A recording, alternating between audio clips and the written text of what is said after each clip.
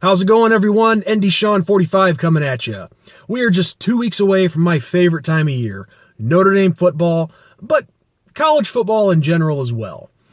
So I thought I'd get on here and make this little video to kind of spruce up on a few things and shake out the off-season rust.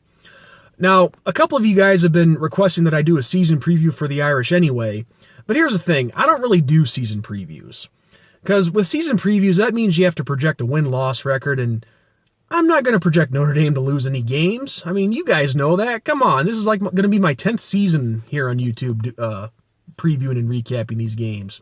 No, I want us to win every time we step out on the field. I mean, what kind of fan would I be if I projected us to lose? I'm not going to do that. But still, though, I'll take a few minutes here to talk about a few things of what I think could happen this season and what I think we could expect. Now just let's start with the defense. Get that out of the way because this is a quick one for me. Defense, we have a lot of guys coming back, a lot of talent, a lot of experience. Yes, Mike Elko is gone. He left for Texas A&M, but it's pretty much going to be his schemes that he left in place. And Clark Lee, our new defensive coordinator, I think he's going to do just as good of a job as Elko did. So the defense, I'm not really too worried about.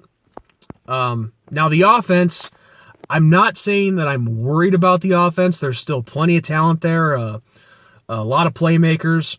It's just that some of them we don't exactly know who they are yet because there's going to be some new guys in there. And also what really hurt is we lost key guys like Josh Adams to the NFL draft. And also we lost some key guys to team dismissals, which included a lot of impact guys that I thought could have been a big part of our future. Guys like Deion McIntosh and C.J. Holmes, two running backs that were looking to see a lot of carries, and that really alone hurt our running back depth. But you know what? Let's just break it down position by position. How about that? Running backs.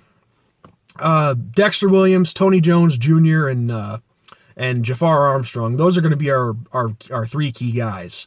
However, Dexter is going to be out for the first 4 games of the season due to suspension. At least that's what I'm hearing anyway. I don't know how accurate that is.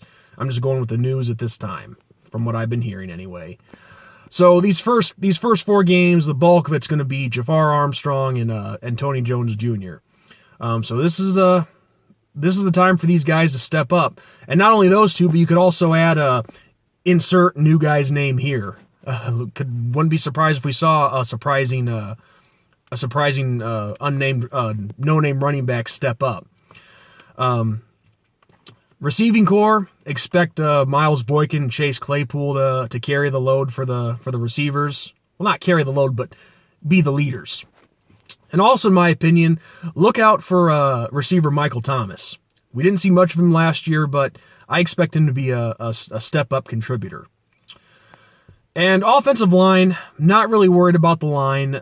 We've had some real good offensive lines this past decade, so I expect more of the same. The biggest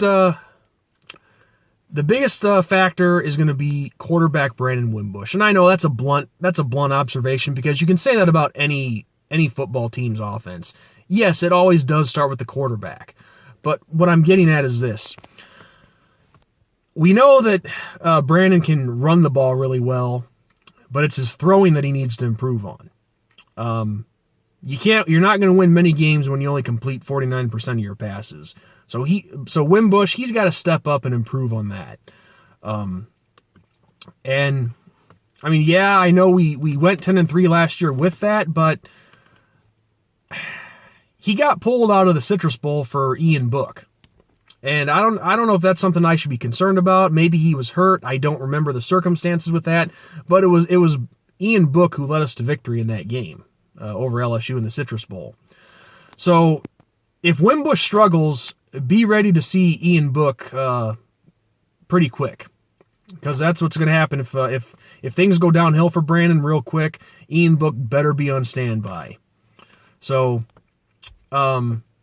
but yeah, there's still a lot of talent on this team. Just a lot of it we haven't seen yet, but I'm not worried about, young guys, newer guys on the team being able to step up. We've seen that happen before.